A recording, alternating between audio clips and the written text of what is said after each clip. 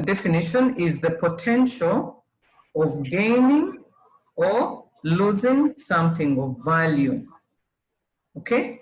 Anytime you're going into an investment, anytime you're going into an activity, a transaction that has the potential of gaining or losing something of value, you know, that is risk. There's a risk of gaining, there's a risk of losing something of value.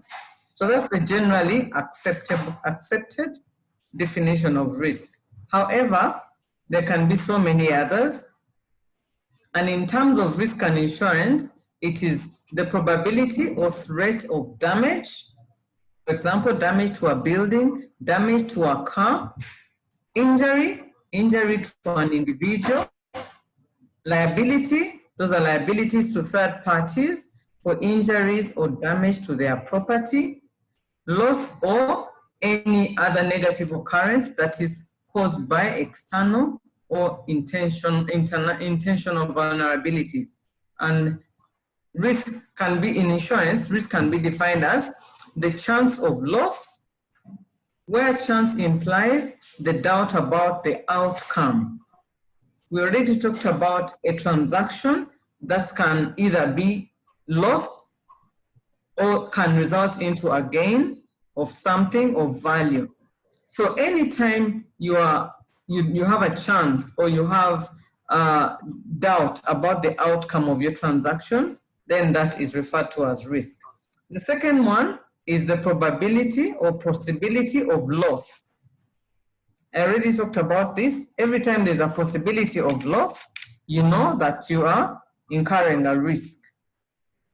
The probability of any outcome being different from that one that is expected.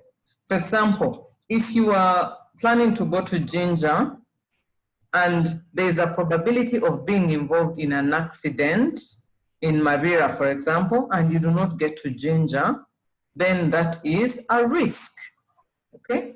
Where the probability of any outcome being different from that one that is expected or that one that is planned. Then a combination of hazards is, again, as we go along, I'll take you through what a hazard is. The uncertainty of loss, you're not sure of whether there is loss or not, and then the condition in which loss or losses are possible. So every time you're in that condition of whether a loss is possible, then you know that you are encountering risk. And then we shall go to the conditions. Please let me know when you are unsure of what we've gone through. The conditions of uninsurable risk. First of all, the first condition is the peril insured against shall produce a definite loss. Okay? And it's not under the control of the insured. For example, when you insure a motor vehicle, you insure it against accidents. Accidents are beyond the control of the insured. Okay, so the peril here is the accident. Okay, there is a large number of homogeneous exposures which are subject to the same peril. Homogeneous exposures means there are many exposures. You will note that we have so many insurances in Uganda. There are certain insurances that will not be taken out in Uganda because of the number. The number is restricted. So when we talk about a large number of homogeneous exposures, we want to talk about vehicles. For example, an insurer will be interested in insuring a vehicle or a motor comprehensive risk because there are very many risks. There are very many risks. Okay, we have very many vehicles, we have very many houses, we have very many employees. So there is a large number of similar exposures that are subject to the same peril. Again, I'll take you through that. In Uganda, you'll find that not a single insurer is interested in insuring aircraft. And this is largely because we do not have this condition of a large number of homogeneous exposures. In Uganda, we don't have that so many aircraft to create the pool of uninsurable risk. And then the loss should be able to be calculable in terms of costs, or it should be economically feasible. So we should be able, for uninsurable risk to pass as an insurable risk, the risk should be calculable. We should be able to say, my motor vehicle costs $100,000, or my house costs 20 million shillings. Or if I'm injured, my injury will, medical expenses and maybe pain and suffering will require that I get a compensation of, say, 200 million shillings. You have had cases where celebrities insure their bodies, okay? We've had people insure their smiles, we've had people insure their legs, we've had people insure so many parts of their bodies. So it is very, it's one of the conditions for a loss to be calculable, for it to be insurable, okay? And then the peril is unlikely to affect all insureds simultaneously. So when you bring a pool, for example, again, I'll go back to the motor comprehensive. When we insure a pool of vehicles, all those premiums will be brought into a pool. And not all of them will likely be involved in an accident at the same time. So maybe one vehicle will be in Mbale and it will be involved in an accident, and another one 6 months later will be in Masaka and it will be involved in an accident. So those are two different accidents. So that means the insurer is looking at this peril, the accident, affecting insureds at different times. So it's unlikely for that accident to happen to all insureds at the same time. That's why insurance works with large numbers. That's why insurance works with pools. They bring so many simultaneous or so many homogeneous exposures, so many homogeneous risks, put them together, charge a small premium on the expectation that 1 or 2 insureds or 10 insureds out of 1,000 will be affected by a loss. And then finally, the loss produced by a risk is definite and has potential to be financially serious.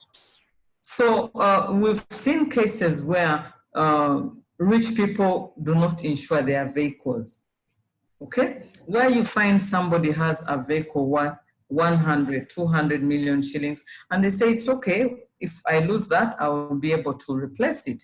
That means it doesn't have a big financial implication on that person. Now, we've also seen cases where somebody will decide, no, because I have a small house, a small phone, I will not insure them, I'll carry those risks personally. That means the financial implication in the event of a loss of such an item will not be serious. So for a risk to be insurable, it has to have a serious financial implication. All right? Then we go to the components of risk. Okay? Please note that components are different from the conditions. The conditions are those that will pass an item or pass a situation into an insurable risk. Now, the components for an insurance company to consider a risk, they will need to calculate a premium, and cover levels depend upon the risk. Okay? Insurance companies divide risk into 3 components. Okay? So remember, we have only 3 components of risk and a multitude of conditions of insurable risks. Now, the 3 components of risk. Number 1 is uncertainty. Okay, number 2 is the level of risk. And number 3 is the risk as the cause of loss. And we shall go direct into the detail of this so that we're all on the same page. Okay, one of the components we said is uncertainty. And uncertainty represents some doubt about the future outcome, based on either lack or imperfection of knowledge.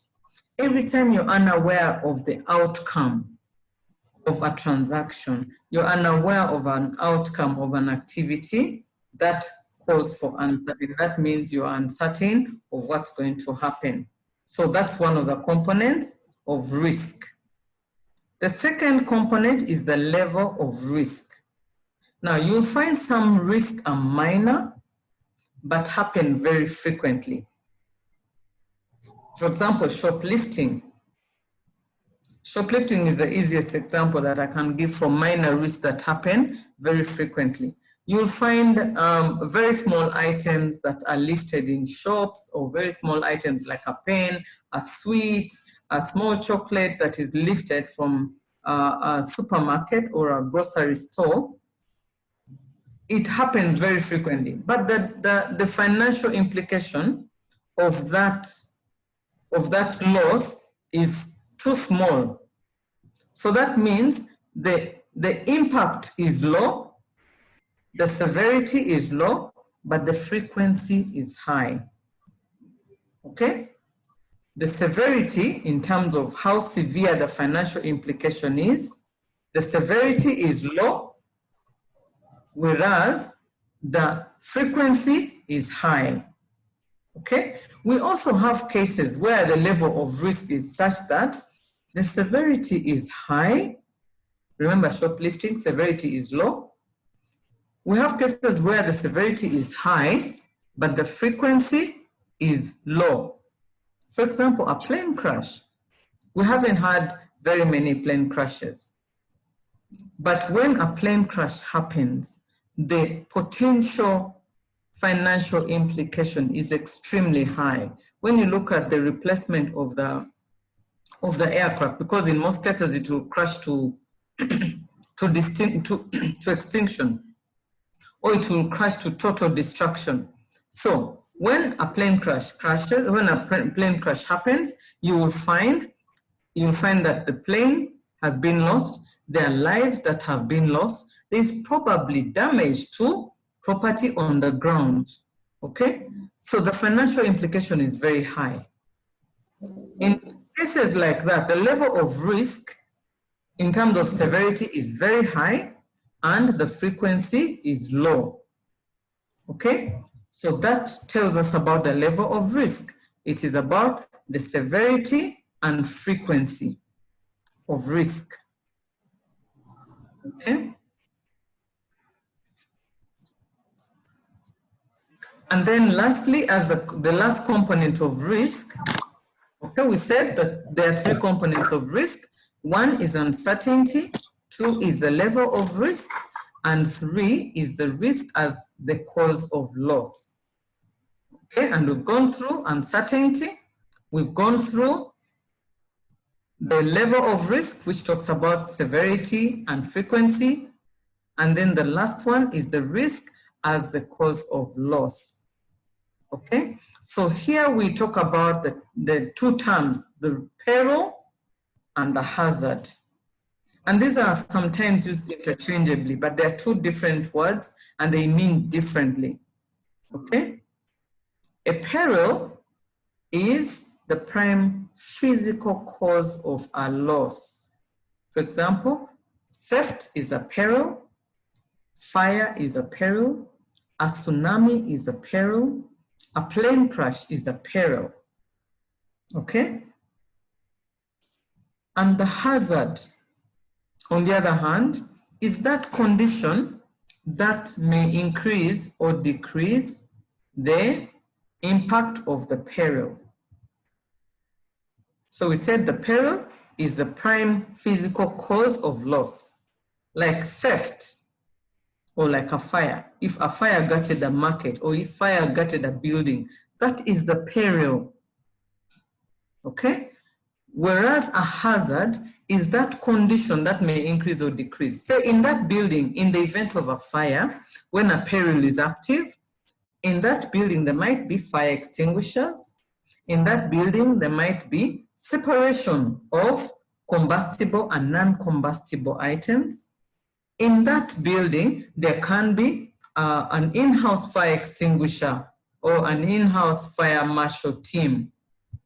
So the hazard in this case is those conditions that may improve the impact of the peril, of those conditions that may worsen the impact of the peril. Okay, and there are two types of hazards. I talked about the physical hazards like the fire extinguishers in a building, okay, or like the stacking. For example, in a supermarket, you will find a supermarket that has a store and their stock is stuck to the roof. Okay, that's a physical hazard. Anything that's tangible is a physical hazard. Where you find separation between combustible and non-combustible components, that is a physical hazard. On the other hand, we have a moral hazard, which is intangible, and this largely relates to the behavior of human beings. For example, lodging a fraudulent claim, that is a moral hazard. Okay? Moral hazard comes from the word morals, human morals, or exaggerated losses. Or under insurance, a client might decide, let me underinsure my property because I want to save on premium. Now that client, you know, is a moral hazard. Let me lodge a claim of 500 million even if my loss is 150 million. Now that client is a moral hazard. Moral hazards are very hard to detect. Physical hazards are very easy to detect because they are tangible, they are visible. Even when you do a site inspection, you can see a physical hazard. But a moral hazard is very, very hard to detect. Okay? That's why in some cases, you'll have investigators who are good at psychology, and they go into the depth of interviewing and interrogating people, and they eventually get to the root cause. Okay, so we said the risk, the last component of risk is the risk as the cause of loss.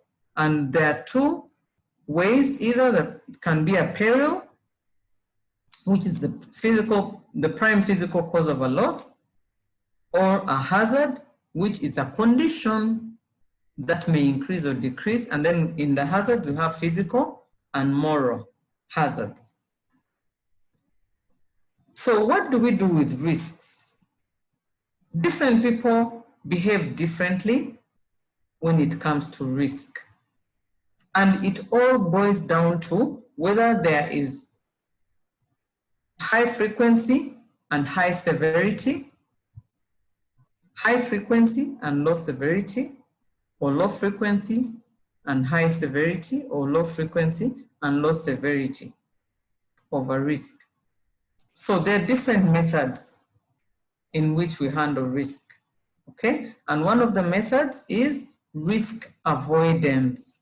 Now, like the word avoidance says, this strategy involves a conscious decision on the part of the organization or individual to avoid completely a particular risk by discontinuing the operation leading to the risk. For example, if you know that Ginger Road is prone to accidents, you can decide not to go to Ginger, okay? That is risk avoidance. If you know that there are many fires, market fires, you can decide not to go to the market. If you're an investor, you can say, oh, every time I hear a fire in a factory, it's either in a foam factory or in a plastic factory. So I'll not venture in the foam factories or in the manufacturing of plastics because they are high risk. So I'll avoid that and go into another business. Okay, so that's risk avoidance. You avoid that particular operation that may lead to the risk completely. And then the second one, the second method of handling or controlling risk is risk retention. In the beginning, we talked about small items that may be lost. For example, if you have a pen, Do you need to insure it? Maybe not. If you have a phone, do you need to insure it? Maybe yes, or maybe not, depending on your depth of your pocket. If you have a car, do you need to insure it? Maybe yes. Okay? So, risk retention, here the risk is retained in the organization where any consequent loss is financed by the company. There are two aspects to consider here, risk retention with knowledge and risk retention without knowledge. So I was talking about the individual level. At the individual level, you can decide to insure your phone or not, to insure your vehicle or not. But big corporations also make such decisions as risk retention. An organization can decide, let us only insure statutory requirements. Let us only insure the big risks and retain the small risks. If we have motor vehicles, let's only do third-party insurance and we'll retain the risk of damage to our vehicles or loss of our vehicles or any other big liabilities resulting from our vehicles. So that's the second method of risk of handling risk. The first was risk avoidance, where you completely avoid the risk by discontinuing the operation. And then the second one is risk retention, where you decide, I will retain this risk. I'll not do anything about it. I'll just keep it and continue with the operation and retain the risk. The third one, if you do not retain the risk, if you do not avoid the risk and you continue with the operation and you also do not retain the risk, you can also transfer it. So risk transfer means you transfer the risk from yourself to another party. And the commonest risk transfer mechanism is insurance. That's the commonest. But we've also seen cases where risks are transferred by outsourcing. Now, risk is transferred by insurance by taking out an insurance policy. For example, you can say, I will insure my vehicle comprehensively. That is transferring the risk to the insurer. I will insure my property, my house, my factory, and that means you have transferred that risk to the insurer. Okay? But there is also another way of transferring risk. Some operations will think that the risk is too high. I'm sure you've had cases of outsourcing where an operation, a big corporation, decides, let us concentrate on our core activity and outsource the non-core activities. For example, we've seen cases where companies outsource the HR function. We've seen multinationals that outsource finance function. Okay, outsourcing HR function, we've seen HR organizations or human capital organizations that hire individuals and give them to operations. Now that means that staff is not a staff of the principal operation of the principal company, but a staff of the outsourcing company. So whatever happens to that staff is the responsibility of the outsourcing company. And it's usually done by contract. You cannot do outsourcing without a contract. Now, when an operation says that we are outsourcing this activity to company X, we've seen cleaning companies. Companies no longer hire cleaners, they hire cleaning companies. Okay, that means they have outsourced the cleaning services to another company. Whatever happens to the cleaner is the responsibility of the cleaning company and not the primary principal company. Okay, so those are the two methods that are used to transfer risk. The other method of handling risk is reduction, risk reduction. And here the risks are systematically reduced through control measures. When we were talking about moral hazards and physical hazards, we talked about fire extinguishers. I hope you remember.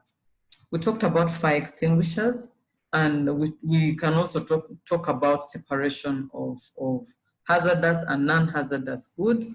So risk reduction is about what organizations or individuals do to control the risk or to reduce the risk using control measures.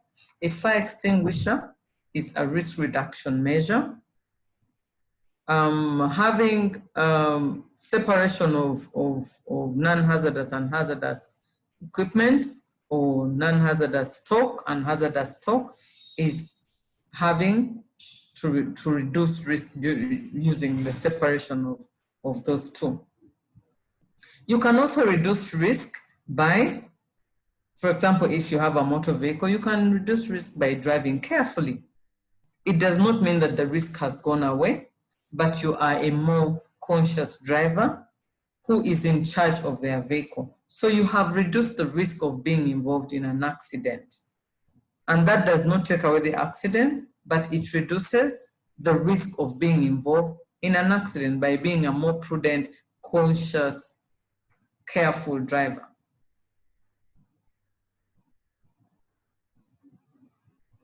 This is just an illustration of the methods that we use to transfer risks. And on the right-hand side, you will see the severity of risk, which we already talked about. Okay, we talked about the frequency of risk. Severity is relates to the financial, how severe is the implication of a risk. We talked about the plane crash, which has high severity. We talked about shoplifting, which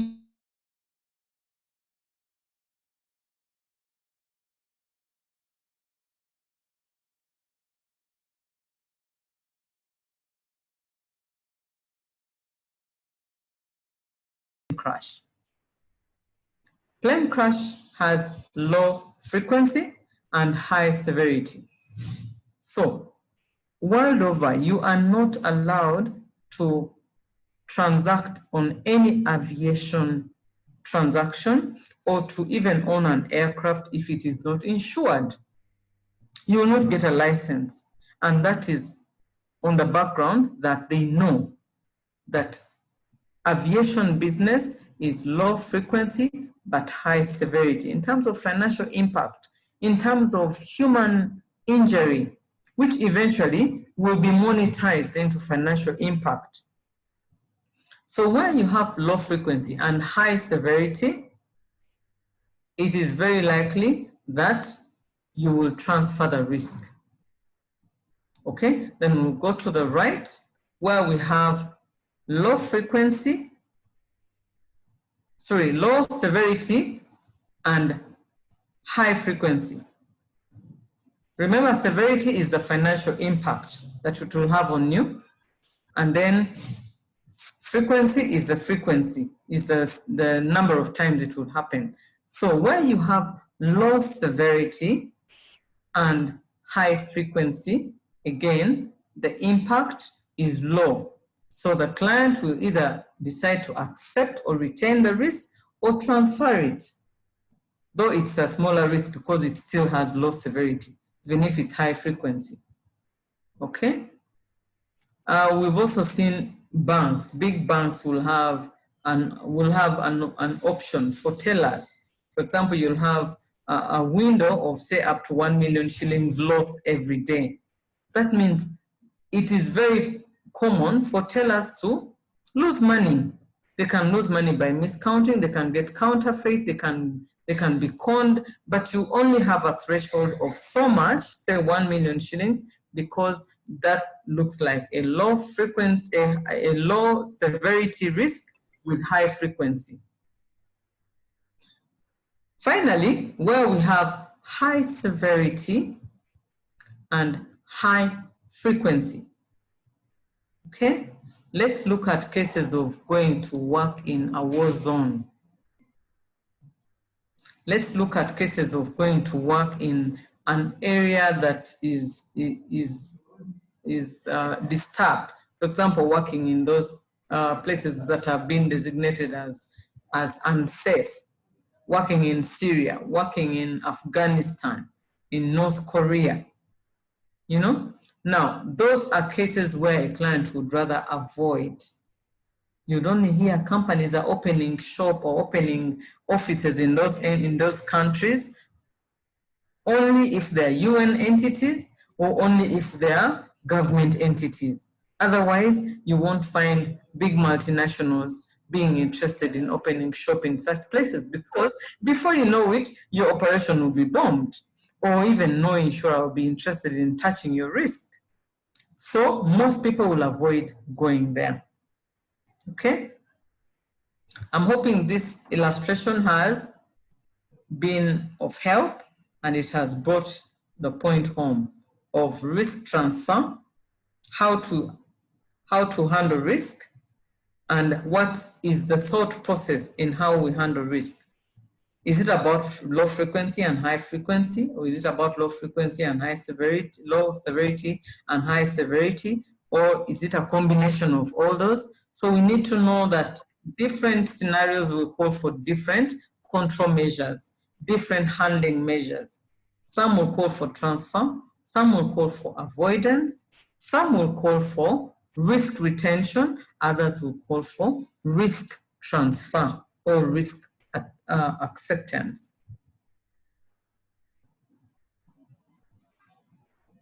Okay, and then next we have the classification of risk, and we have 6 classifications, but bundled up in pairs. We have financial and non-financial risk classification.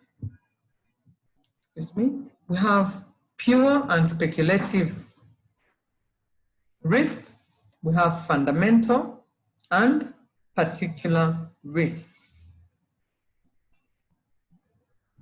So let's delve a bit more in the 3 sets of classifications of risk. First, we'll look at the financial and non-financial. Financial risks. These are risks whereby the outcome can be measured in monetary terms, such as material damage to a building after fire, or theft of goods, or theft of a motor vehicle, or theft of money. We've had cases where people steal money. We've had cases where people steal goods, either in a pharmacy or in a supermarket. We've had cases where buildings catch fire, or they are damaged, or during construction, a building crumbles to the ground. So anything that whose outcome can be measured in monetary terms is a financial risk. On the other hand, we have the non-financial,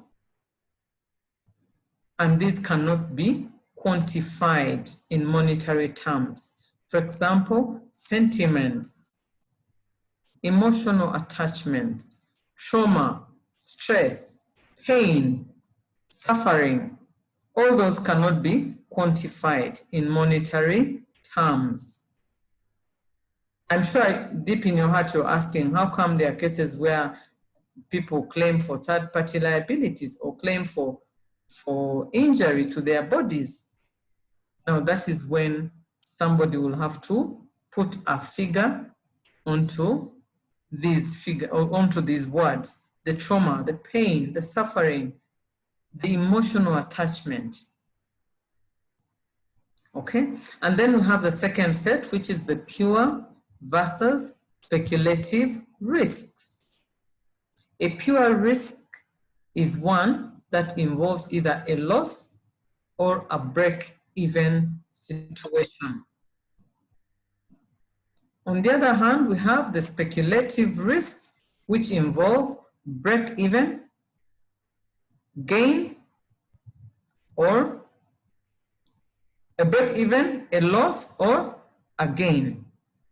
Those are 3 cases. You'll note that the pure risk does not involve a gain.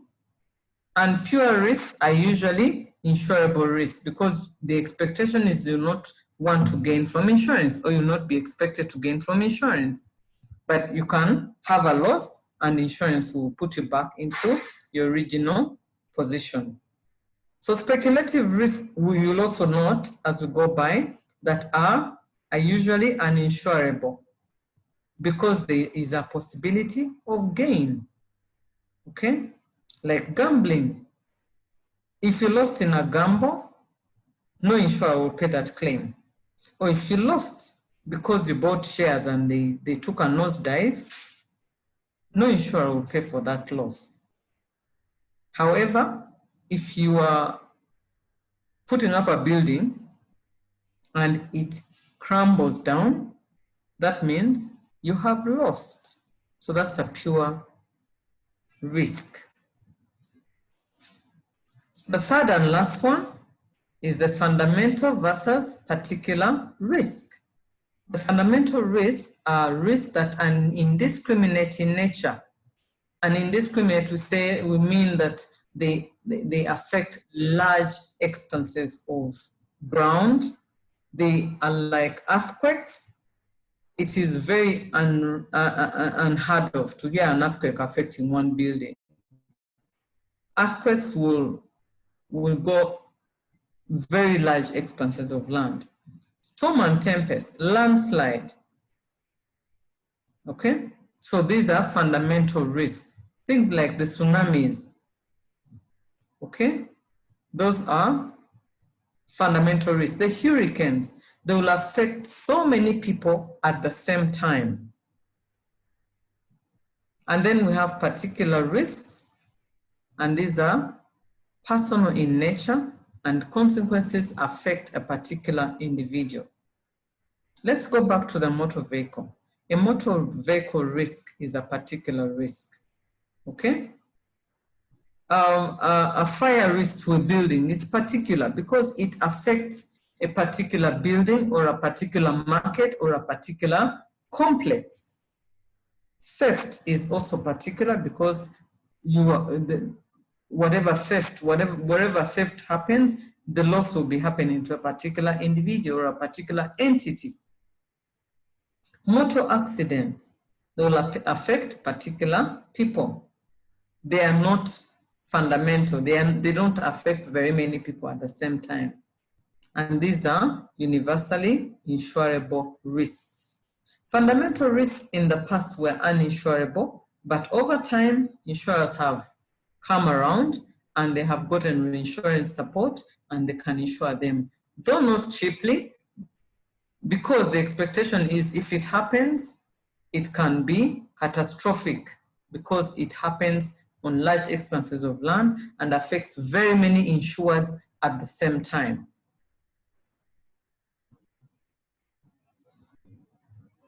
Okay, let's go to the characteristics of insurable risks. And please do not confuse the characteristics with the components. One of the characteristics of an insurable risk is it should be fortuitous or accidental in nature. Insurance seeks to cover accidental risks. So that is one of the characteristics. Please remember that insurance seeks to cover accidental or fortuitous risks. Anything that is non-accidental, things like suicide, things like intentional injury, okay? Things like arson will not be covered. If today somebody woke up and burnt their own property or burnt their own car, they will not be covered. If today somebody is involved in an accident and it is discovered through the police that they were drunk beyond the legal limits, they are not covered because it means that whatever you are losing at that point was not accidental, it was intentional. How could you drive while drunk? We've also seen cases where the insurers are very, very selective in insuring people who are high risk. High risk means people who go into the boxing ring. Imagine you go and become the punching bag of the other person. What if you die in the boxing ring or in a wrestling ring? So it is very, it would not be accidental if you got injured in a boxing ring. And then the other characteristic is it should be measurable in monetary terms. Like I said in the beginning, for any risk to be insured, you should be able to say, my vehicle is valued at $100,000. That is the only way insurer will even be able to arrive at a premium.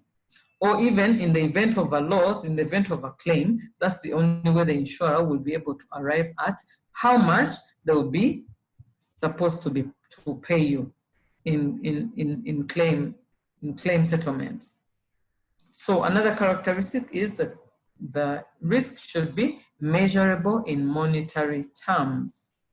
Again, you'll find cases where, say in workers' compensation, where somebody will claim for, say, a loss of a leg, and they'll be paid 100 million shillings, and another person will claim for a loss of a leg, and they'll be paid 1 billion shillings. Again, it all depends on how much that person is earning, okay, or how much that person insured for. So any risk to be insurable, for any risk to be insurable, it should be measurable in monetary terms. And then there should be presence of an insurable interest. I cannot go and insure Uganda House when it's not my property. I don't have insurable interest in Uganda House. I will insure my phone because I have insurable interest in the existence of my phone. Today, if I lost my phone, I would be inconvenienced. But if Uganda House got burnt, I would be sorry, but I will not be inconvenienced. Okay, so there has to be insurable interest for me to go and insure a risk. There must be a legal relationship between the insured and the subject matter of insurance. So you must own it. In some cases, you may not own it. For example, a wife can insure their husband's lives because they have an interest in the continuity of their home. The husband has been earning a living.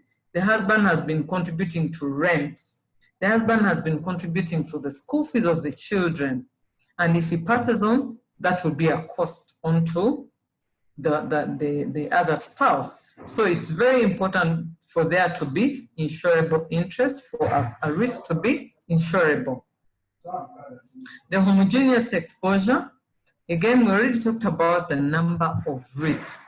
We said in Uganda, you'll not find an insurer who is willing to insure aviation risks. And that is largely because we don't have enough aircraft to insure, to create that large pool of risks. Because remember, insurance works on the law of large numbers. I'm sure so many disciplines work on the law of large numbers.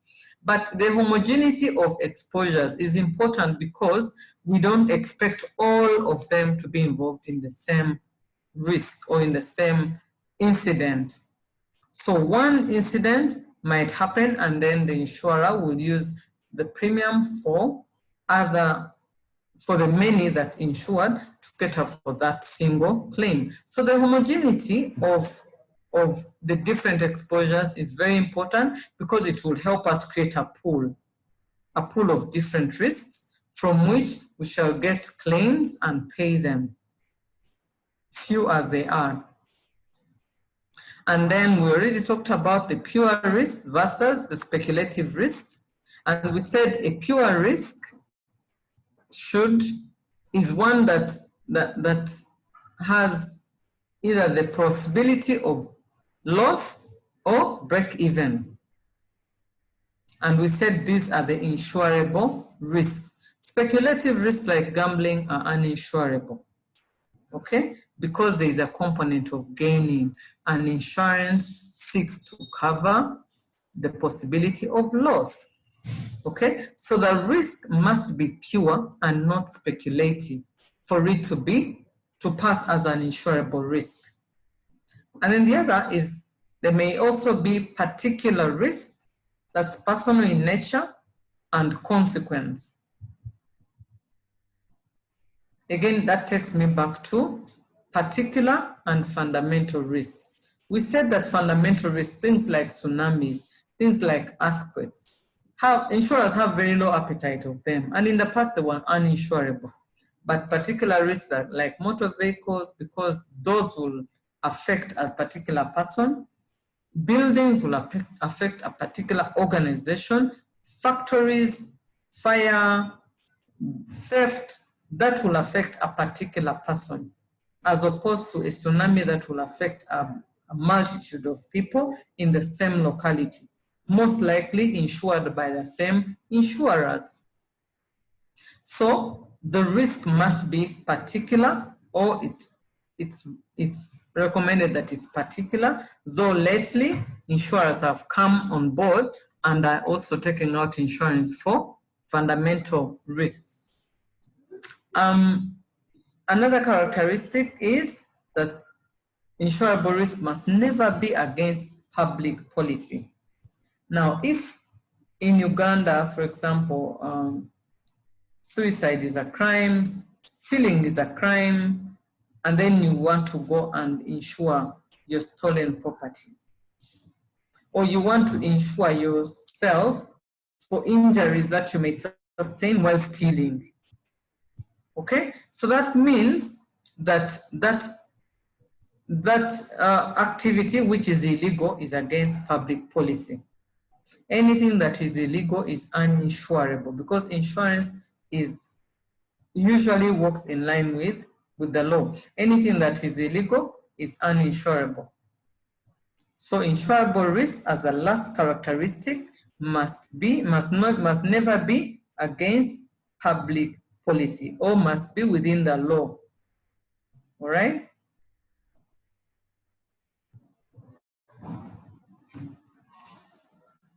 I welcome questions.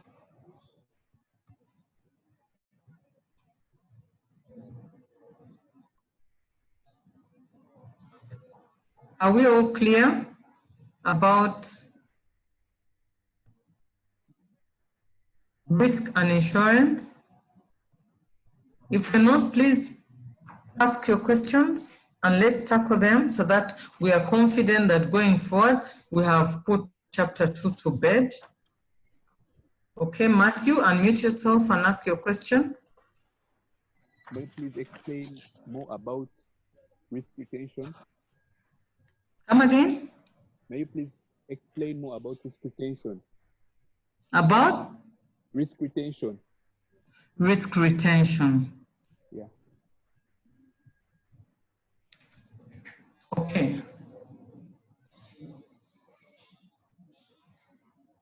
Any other?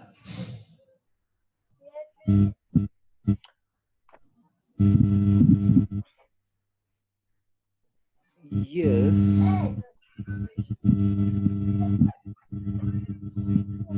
Yes, I have said,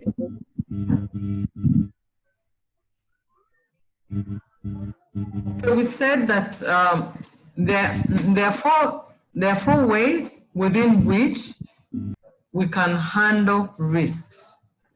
Okay? And we said that risk retention is when the risk is kept by the organization, retained by the organization, or where the consequence of those risks are retained by the company. And I gave an example by saying that a multinational may decide not to insure their property.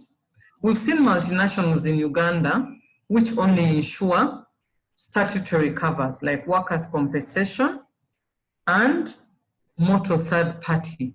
The rest of the risks are retained, meaning that every time there is a loss in those risks that are retained, the company will pick from their balance sheet or will pick from their bank and pay that claim. If there is a loss of a vehicle, for example, there's a damage to a vehicle, they will just pick from their balance sheet and pay for that claim. That means that risk is retained. Am I clear, Mugisha? Yes, thank you very much. Yeah. You're welcome. Any other question, please Ask a ask. question? Hello? Yes, please.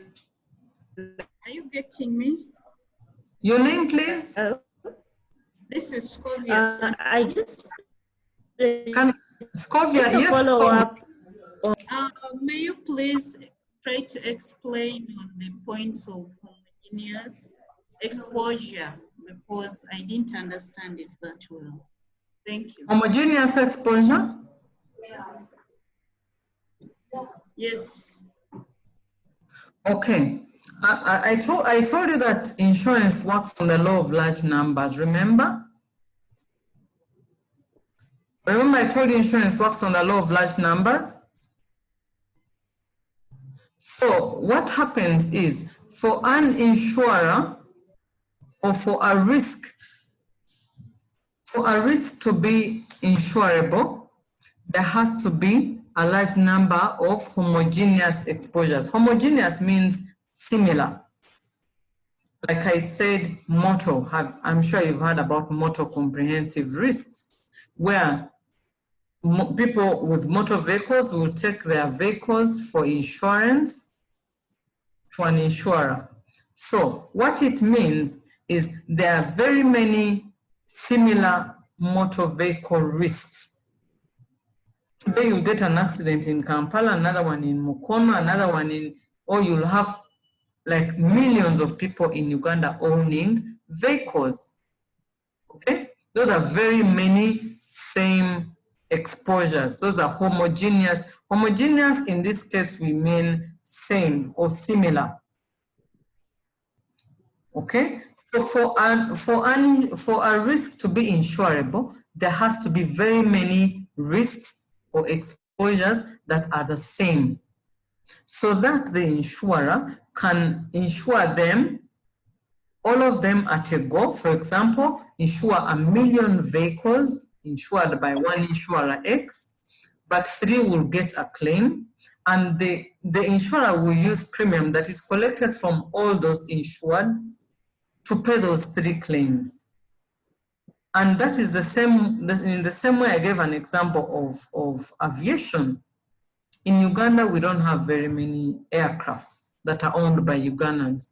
And because of that, we do not have large number of homogeneous exposures or a large number of same exposures.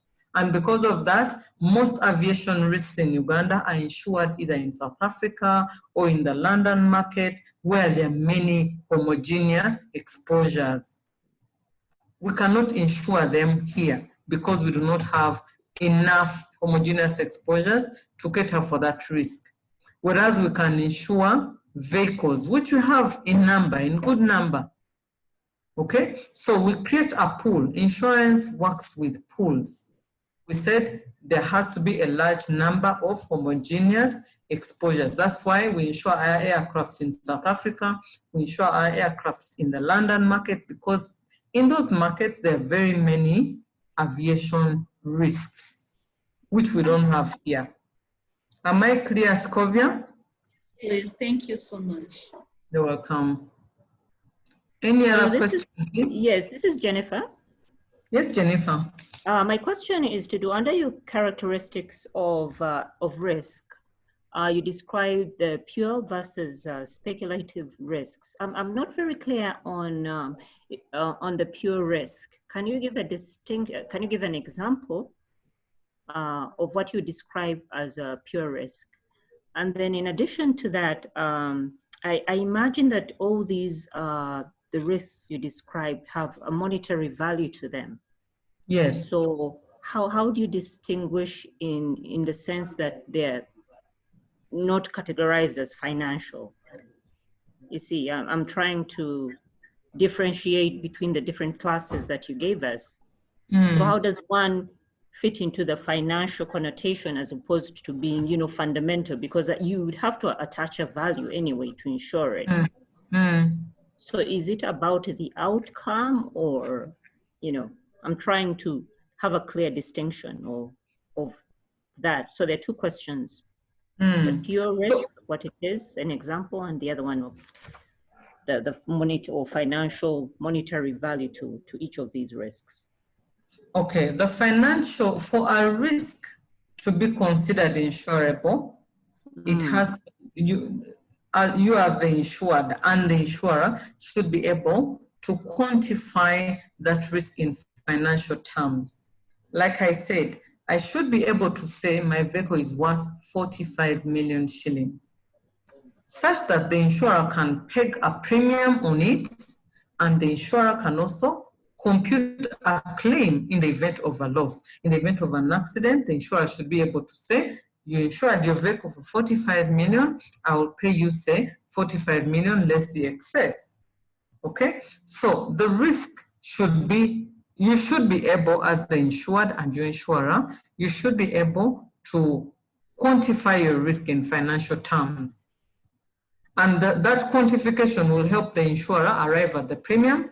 That quantification will help the insurer arrive at the claim amount. Otherwise, if it is not quantifiable in financial terms, then it becomes very difficult to even have a claim against it. I'm not sure if I am understood now. Yeah, but you see, that is where I have a problem, because the way you talk about fundamental versus particular risks, again, for me, they still fall under financial, you see, as a description of a financial risk. Because in any case, you have attached a value to the outcome. You think I'll be, if you're saying I'm this particular building, you're insuring it for 500 million. You see, isn't that the financial aspect attached to the risk component, the exposure? Or am I not getting it right? No, you're getting it. These are the different characteristics of risk. Okay, we have financial and non-financial, pure, speculative, fundamental, and particular. Those are 6 types of characteristics, okay?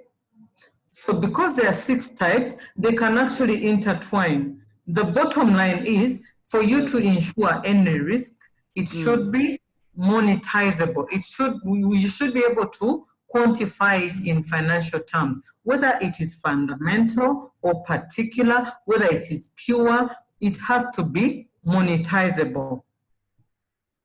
And I thought actually the confusion should come in cases where you cannot peg a price on, say, life, or you can't peg a price on a finger. But yes, people have insured their body parts and they have gotten away with it. But the bottom line is it should be measurable in financial terms. So we have characteristics of risk. Some are financial, others are non-financial. Some are pure, others are speculative. Some are fundamental and others are particular. But bottom line is every insurable risk should be monetizable. In financial terms, we should be able to calculate it and say, I want to insure my building for 500 million shillings. I don't know if I'm clear. These are just characteristics and they can actually intertwine. All we did, sorry? Yeah, all we did is to have the comparisons, the financial and non-financial, the pure and speculative, fundamental and particular. All kind of risk world over will fall in these categories or in these classifications. Okay, yes, understood. Okay. Thank you. And then we go to the pure risk. A pure risk, we say, is one that involves either a loss or a break-even situation. For example, I gave you an example of you want to go to Ginger, but you know that you are likely to be involved in an accident in Mabira, but you nonetheless decide to go, okay? So when you go to Ginger and arrive in Ginger, that's a break-even situation. Whereas when you go to Ginger and midway you're intercepted by an accident, okay? Then that is a loss. So a pure risk is where you either have a loss situation or a break-even situation. Break-even means that you have attained what you planned. Loss means you have not attained what you planned, but you have gone below what you have planned. Okay, and we compared that to the speculative, which are uninsurable. Because for the speculative, they will include a gain. Like in cases of gambling, you gamble with $100 and then get $5 million. Okay, but then there will also be cases where you gamble with $100 and get nothing. Or you gamble with $100 and still get $100. So those are the two cases. For just to go back to your question, the pure risk only involves two situations: break even and loss situations. And pure risks are insurable risks. When you go to the characteristics of insurable risks, you will see that the third last bullet shows pure risks are insurable. Okay? Am I clear, Jennifer? Yes, thank you. You're welcome. I welcome other questions, please. I want us to get off this when we are confident chapter 2 is behind us. Okay? We want to be in a position that we can answer any question around chapter 2.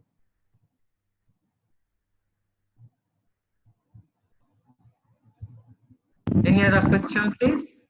Unmute yourself, introduce yourself, and ask your question. Can you hear me? Yes, your name, please? This is Marvin. Who? Hello? Marvin, Marvin? I was to inquire about the risk response. Yes. Can someone say that a risk is only avoided or totally avoided when the percentage is high and the frequency is high? Come again? Response. Can someone say that it's totally avoided when the severity is high and even the frequency is very high? No. Sometimes there are so many reasons why people avoid risk. For example, I'll avoid an aviation risk by not buying an aircraft, but that doesn't mean I'm avoiding it because it is high frequency and high severity. It's probably because I cannot afford it. But what we're trying to tackle here is the response to the different scenarios, okay? Where you have, say, a high frequency and high severity, what would you do? Okay, or what is the prudent thing to do? Where you have low frequency and low severity, what would the prudent thing be to do?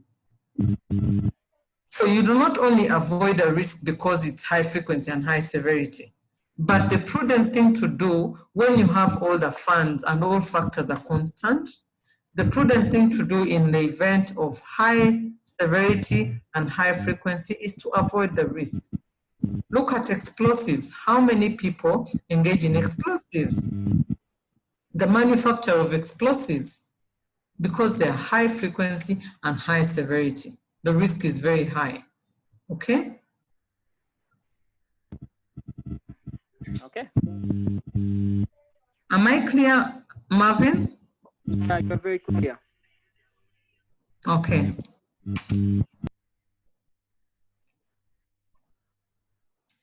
Any other, please? Please feel free.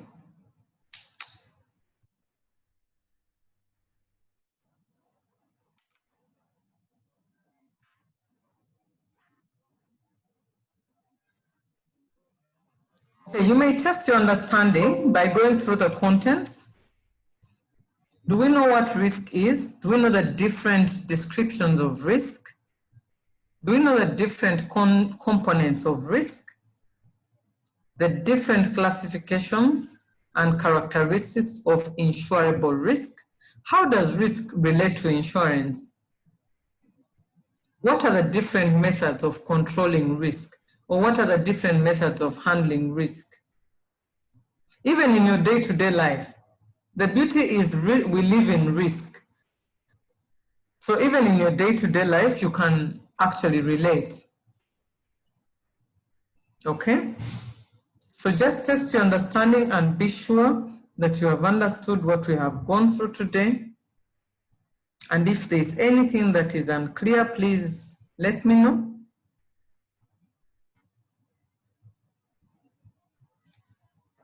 Shall we assume that we're all good?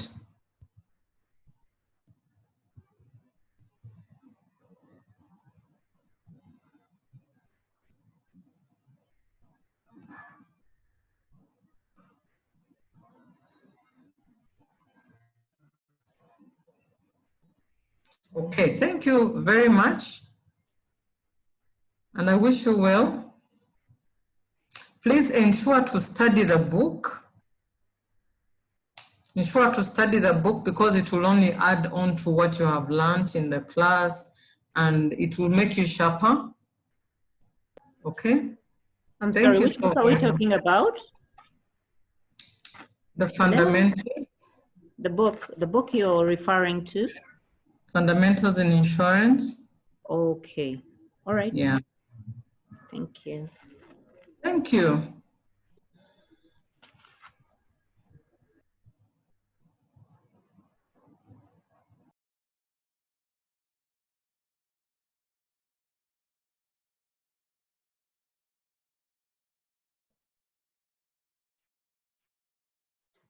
Yes, Rose.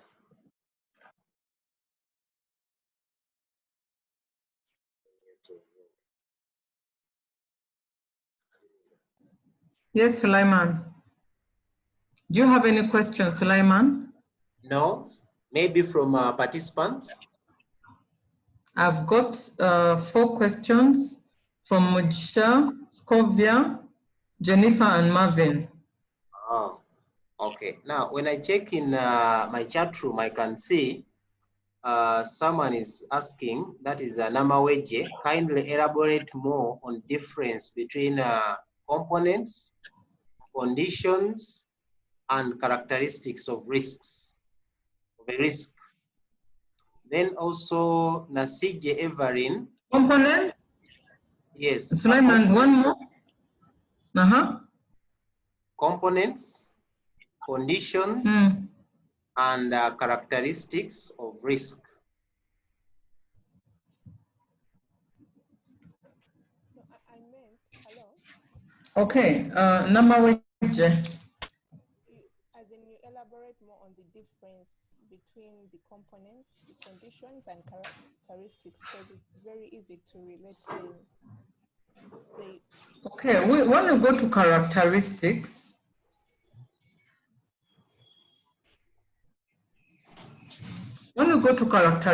these are the unique features that relate to risk, insurable risk. Okay, these are the unique features that relate to insurable risk. If you look at that slide, you will see that all these are unique features that relate to insurable risks. And we need to separate them from the conditions. For conditions are those that,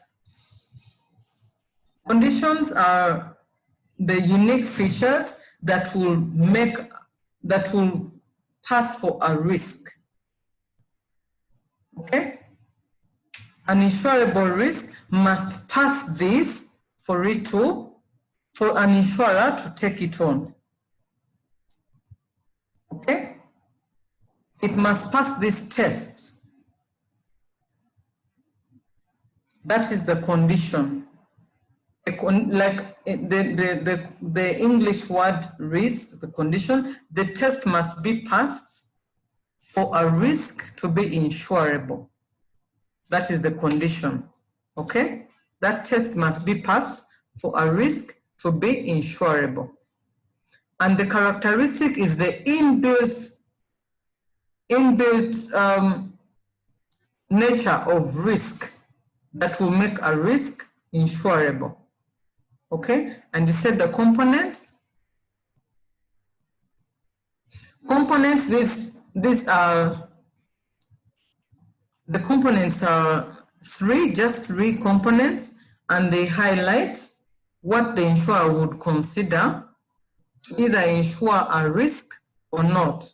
There has to be uncertainty for a risk to be called a risk.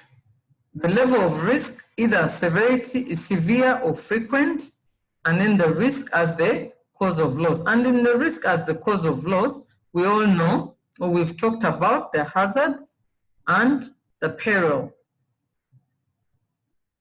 And in the hazard, we have two, the physical hazard and the moral hazard. So insurance companies divide risk into those three components. The uncertainty, if it's more certain for an insurer to pay a claim or for a claim to materialize on a particular risk, the premium will be higher. If it is more severe in terms of financial implication, the premium will be higher. If the hazard is high, the premium will still be higher. So this is a classification where insurers decide that we divide the risk into these three and say it's either high or low, and then we shall decide on what premium to charge. This is largely to do with how the insurer will calculate their premium. You will find that a motor vehicle, a private motor vehicle, an insurer may charge 4%, whereas a bus, the insurer will charge, say, 7%. A motorcycle, including border borders, the insurer will charge 10%. Now, those rates will speak a lot in the uncertainty. They'll speak a lot in the level of risk, whether it's high frequency, low severity, high severity or low frequency, and then the hazard in there, the peril. So this is largely, the components are largely around what insurers consider to charge premium. At what level does the premium come in, and what terms and conditions to impose, what excesses to impose, what warranties to impose, all those come from the components of risk.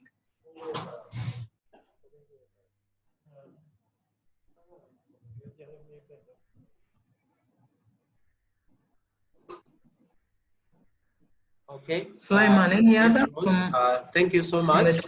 There's also a question from Scovia. Scovia, may you please clarify on the point of homogeneous exposure? Okay, Scovia, actually, we talked about this, but I can talk about it again. We talked about homogeneous or homogeneity being the same.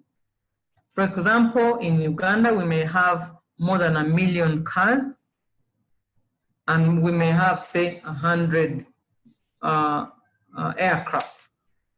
Okay, so for a risk to be insurable, there has to be a large number of homogeneous exposures or homogeneous risks, like the motor risk.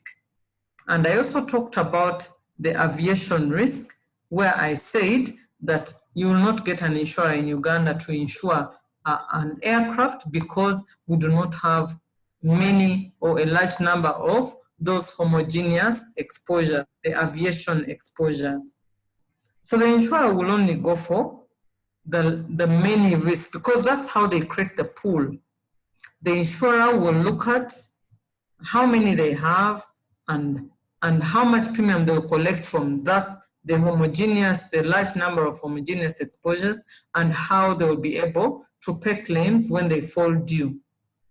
Because the expectation is they're not going to pay all claims. Not everyone in those exposures will suffer an incident. Maybe 2 or 3 or 10 or 20 will suffer an incident.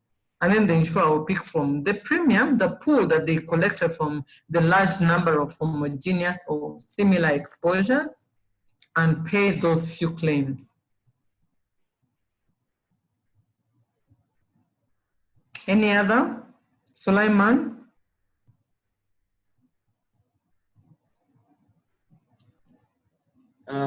Thank you, Rose.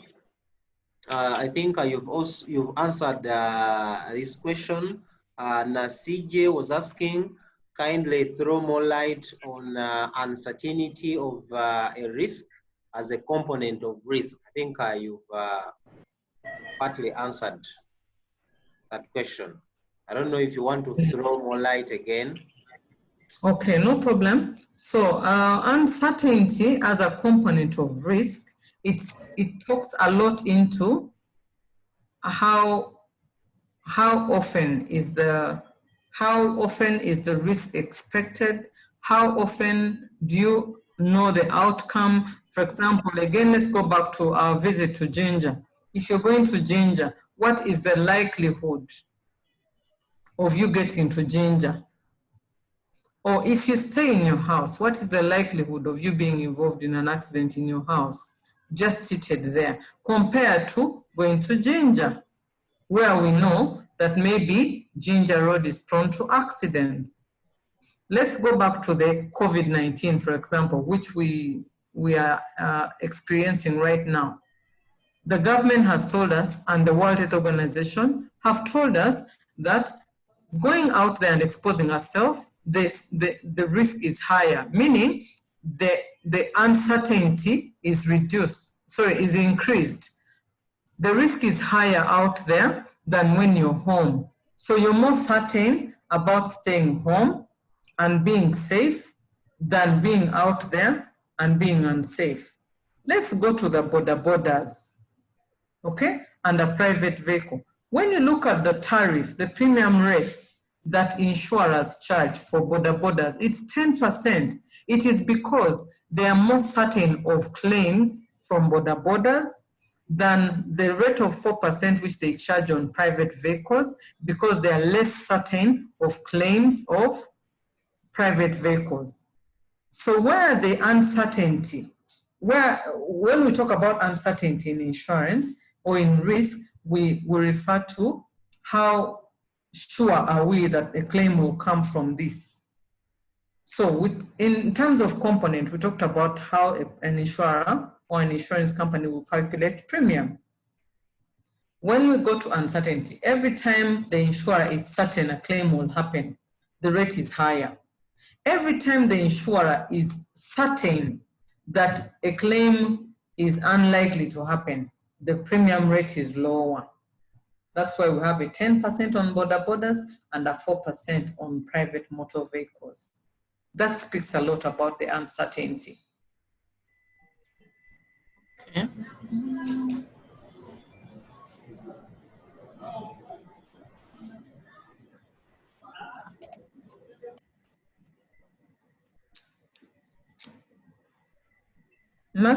Is it Naseje? Are we clear on uncertainty? Yes, so I'm clear.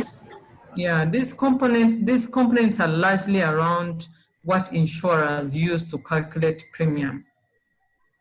Okay. Yeah, the more certain a risk is. For example, if I'm an insurer and I will be giving you a premium rate for a fuel tanker, I'll give you a higher rate than a premium rate of a private van or a company van. Because in the event of a claim on a fuel tanker, in the event of a fire or an accident of a fuel tanker, the loss of the fuel, which is the biggest risk in the fuel tanker, will be higher. If there is no fire, which will burn the entire fuel, there can be theft. You've seen Ugandans coming to an accident scene where there's a fuel tanker, and they do away with jerrycans of fuel. So where you see the risk is, the uncertainty is very high, then the premium rate is also higher.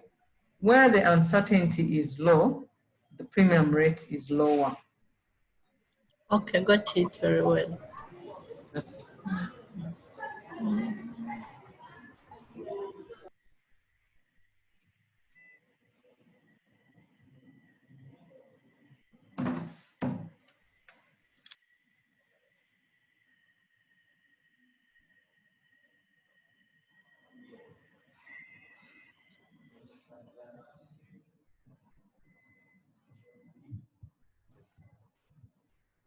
Okay, thank you, Rose. You're welcome. Our dear participants, we're about to close this session. Just in case you have any questions, you can send them through our chat room, or you can raise your hand. Our facilitator is online. I guess the questions are over, Rose. Thank you, our dear participants, for attending this session. Thank you, Rose Kisaliza, for that wonderful presentation and ably answering all questions. Kindly, our dear participants, accept the Google link that we shared with the Google Classroom that we sent on your emails. Kindly accept that link so that you can access all our materials. The materials are there for yesterday, even the one we had in the morning, even this one we've just had from Rose. Kindly go there, all the reading materials are there. For those who are doing a general insurance, I'm waiting for you at exactly 2. Our facilitator for general insurance is already online. Kindly go enjoy your lunch at exactly 2. We shall be here for general insurance. Thank you so much. Bye for now. Thank you.